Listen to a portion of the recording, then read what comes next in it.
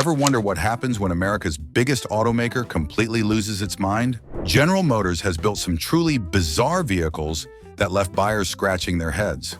We're talking cars so weird, they make you question reality itself.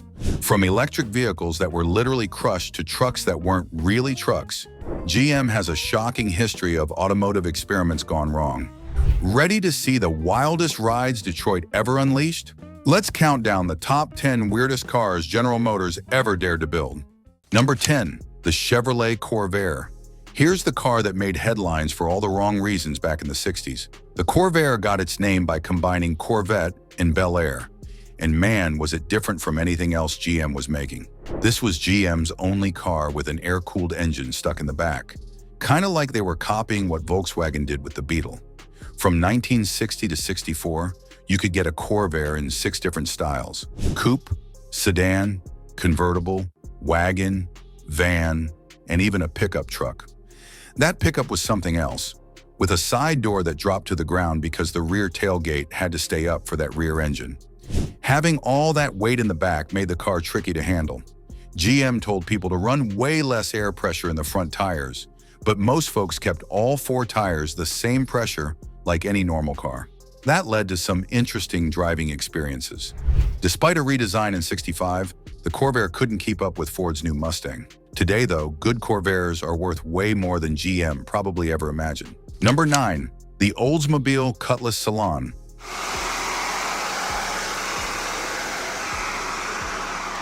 Remember when I said some cars made this list because they're just plain ugly?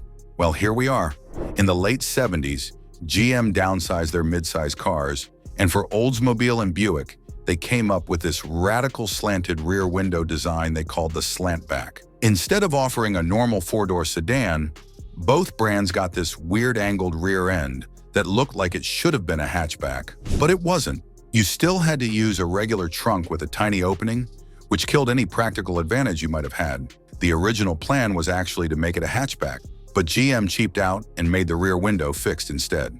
The public reaction was, well, let's just say it wasn't what GM was hoping for. Sales dropped like a rock. Both are so rare today that they've become minor collector items, mainly because nobody bought them when they were new. GM quickly went back to normal trunk designs by 1980, and sales shot right back up. Number 8, the Chevrolet HHR, 2005 to 2011.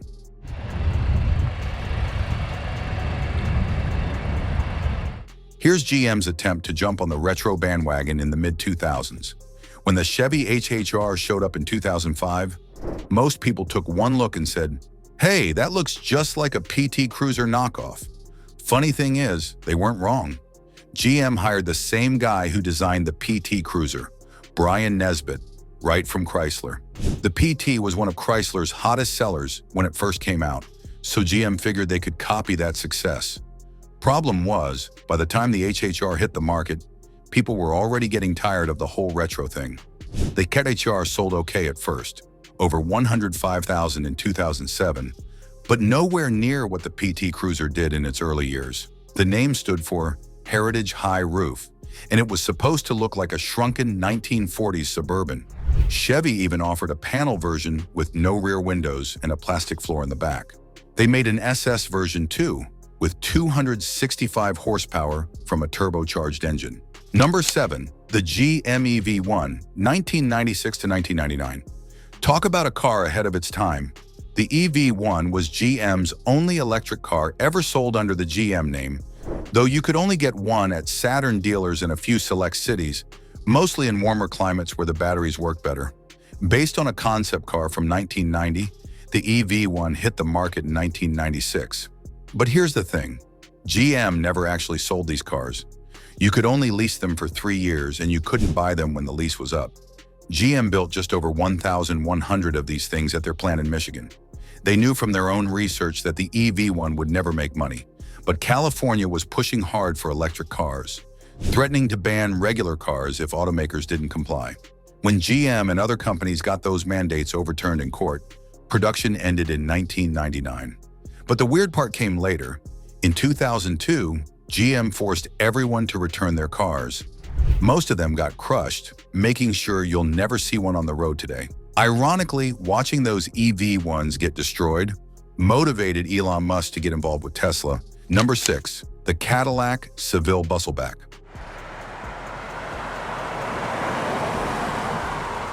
For the second generation, Seville in 1980, Cadillac wanted to attract younger buyers. So they came up with this radical trunk design that looked like, well, nobody could quite figure out what it looked like. They called it the Bustle-Back, and it was supposed to make the car look shorter and sportier. The design came from Bill Mitchell, a legendary GM designer who'd been with the company since the 1930s. This was one of his last designs and definitely one of his riskiest. The trunk lid had this weird shape that created an optical illusion. The car looked shorter than it actually was. Sales started okay in 1979 with over 50,000 sold, but dropped to under 40,000 the next year and kept falling from there. To be fair, the Bustle-Back wasn't the only problem. Cadillac was also dealing with some really terrible engines during these years. The digital dashboard they added in '81 didn't help either. The Bustle-Back stuck around until 1986, when Cadillac finally went back to a normal trunk design and sales immediately improved. Number 5. The Chevrolet SSR, 2003 to 2006.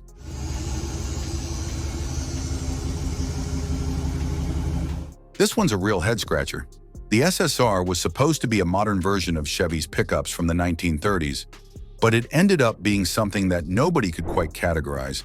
It was based on an SUV platform, had a convertible top, and featured a truck bed that was more like a big trunk thanks to a non-removable cover. So was it a truck, a convertible, an SUV? Your guess is as good as mine. The concept looked cool when they showed it in 2000, riding the wave of retro-styled cars like the Plymouth Prowler. But when the production version arrived in 2003, it was heavy and underpowered.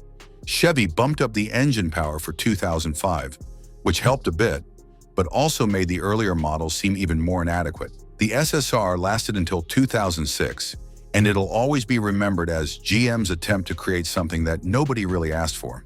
Today, they're becoming surprisingly collectible, mainly because so few people understood what they were supposed to be when they were new.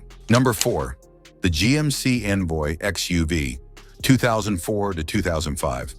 I don't know if I love it, but I love seeing them. Anytime I see one. In the early 2000s, GM went crazy with badge engineering, creating 6 different SUVs on the same platform.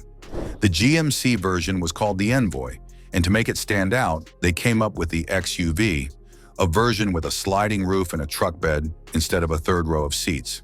The idea wasn't completely new. Studebaker had tried something similar back in 1963.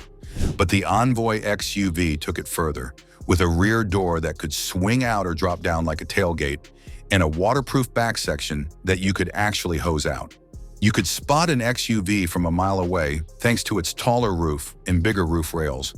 But all that sliding roof mechanism added 90 pounds and made the thing 2 inches taller, which didn't do the handling any favors. The problem was, you lost the third row of seats, but still had a longer vehicle. So you got the disadvantages of a bigger SUV without the seating capacity that most people wanted. GMC offered it for just 2 years and sold about 27,000 total before giving up completely. Number 3, the Pontiac Aztek, 2001 to 2005. No list of weird cars is complete without the Aztek. And yeah, this one made the list primarily because it's just plain ugly. I know the Aztek had its fans, but usually it was because of what it could do, not because of how it looked. By the 2000s, Pontiac was struggling to find its identity. They were supposed to be GM's performance brand, but most Pontiacs were just rebadged Chevrolets. The Aztek was their attempt to get into the SUV game without actually building a real SUV. The easiest solution was to take their minivan platform and restyle it. Buick did the same thing with their Rendezvous, but with much less offensive styling. The Aztek, on the other hand, looked like it had been designed by committee, a committee that couldn't agree on anything. Pontiac tried to play up the outdoorsy angle with features like a center console that doubled as a cooler, a split rear hatch for tailgating, and even a tent that attached to the back. But most people couldn't get past that face. Those 4 headlights made it look like something from a bad science fiction movie. Number 2, the Dustbuster Minivans, 1990 to 1996. With only truck-based vans like the Astro in their lineup, GM was desperate to compete with Chrysler's hugely successful minivans. But instead of copying what worked, they decided to reinvent the whole concept. What they came up with looked like it belonged in a science fiction movie. The Lumina APV, Transport, and Silhouette featured plastic body panels, an extremely raked windshield, and a dashboard so big you could land a small plane on it. They called them space frame construction, using the same plastic panel approach they'd used on the Fiero. The idea was to create the most futuristic-looking vehicles GM had ever made. Mission accomplished. Though whether that was a good thing is debatable. The windshield was so angled that they needed a second set of A-pillars to support it. The whole thing looked like someone had taken a regular minivan and stretched it through a wind tunnel. The nickname Dustbuster came from their resemblance to the handheld vacuum cleaner, and it stuck. By 1994, GM tried to tone down the styling, but the damage was already done. Number 1. The 4th generation Chevrolet Caprice, 1991 to 1996. I'm probably going to get some hate mail for this one, but hear me out. The 4th gen Caprice earns the top spot not just because it was weird, but because it managed to be successful despite looking like, well, a lot of people said it looked like a whale. GM took what had been one of the most boring, square sedans on the road and turned it into something that looked like it belonged in the ocean. This radical body design sat on basically the same chassis and drivetrain as the previous generation, but nobody would ever confuse the two. The initial design extended the body over the rear wheels, giving it an even more bulbous appearance. GM later opened up the wheel wells and changed the rear quarter windows to try to make it look less whale-like. It didn't really help much. But here's the thing. Despite everyone making jokes about the styling, this car sold over 100,000 units a year for 5 years straight.